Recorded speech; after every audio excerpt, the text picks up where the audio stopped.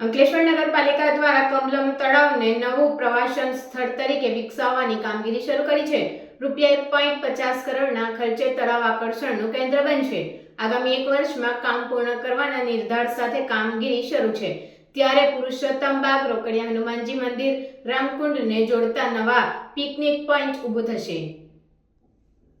અંકલેશ્વર શહેરનું આકર્ષણનું કેન્દ્ર બનેલા લેક વ્યૂ પાર્ક બાદ હવે નગરપાલિકા હંસોદ રોડ ઉપર નવું picnic point Kamalam lake view તરીકે ઊભું કરવા જઈ રહ્યું છે. એક તરફ અંકલેશ્વરની આધ્યાત્મિક ધરોહર રામકુંડ આવેલ છે, બીજી બાજુમાં વિશ્વનું પ્રથમ ISO સર્ટિફાઈડ સ્મશાનગૃહ, બીજી તરફ રોકડિયા હનુમાનજી મંદિર અને પુરુષોત્તમબાગ આવેલ છે, જે તમામ સ્થળને જોડવાનું કામ કમલમ તળાવ કરી રહ્યું છે. તળાવમાં ડ્રેનેજ પાણીના નિકાલ અને અંદર ફેલાયેલી ગંદકીને લઈ કદરૂપ બનતા લોકો દૂર જઈ રહ્યા છે.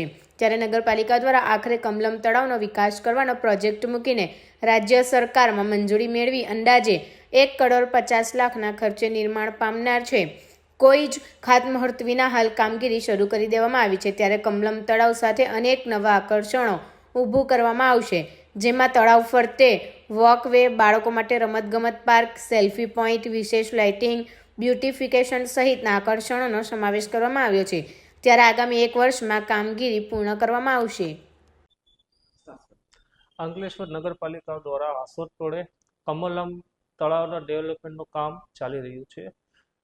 કામગીરી થોડી ધીમી ચાલી રહી છે, કારણ કે ત્યાં થોડું જમીનની માલિકીના પ્રશ્નો છે એ સોર્ટ આઉટ થશે, પછી કામગીરી પૂરજોશમાં શરૂ થશે અને સોર્ટ આઉટ માટે અમે કાર્યવાહી કરી રહ્યા છીએ.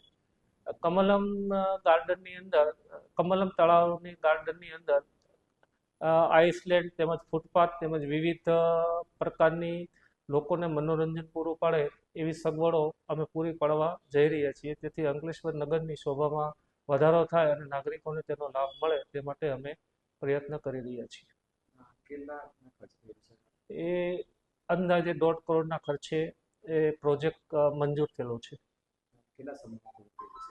હવે અમારી 1 વર્ષની અંદર પૂરું કરવાની ટાઈમ લિમિટ છે, એટલે અમે 1 વર્ષમાં આ કામગીરી પૂરી કરી દઈશું.